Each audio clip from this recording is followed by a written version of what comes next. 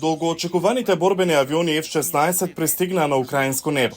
Ова видео објавено на 4 август од кабинетот на председателот на Украина Володимир Зеленски служи како прва официјална потврда за испораката на овие борбени авиони во Украина.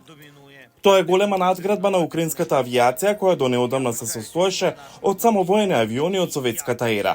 Но авионите F-16 не би можеле да се спротивстават на напредните руски системи, а генералот Джеймс Хекер, командант на американските воздухопловни сили во Европа, вели дека тие нема веднаш да ја променат пресметката на бојното поле. Тоа не е дека одеднаш со тоа што имаат F-16 ќе обезбедат супериорност во воздухот. Но пензионираниот полковник на американското воено воздухопловство Джефри Фишер вели дека F-16 се многу способни авиони и во број. Тие ќе имаат влијание. Кога ќе имаат 12, 24, 36, тогаш навистина станува предизвик. Зашто сега се во можност да извршат мисија што мислам дека Украина сака да ја постигне.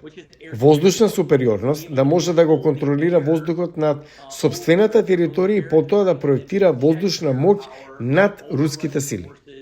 Западните сојузници на Украина вети околу 65 авиони од типот F-16.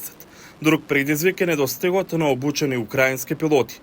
Поранешниот пилот на F-16 Ден Хемптон вели дека можно решение би било да се поканат поранешни пилоти на F-16 од Западот и да летаат за Украина.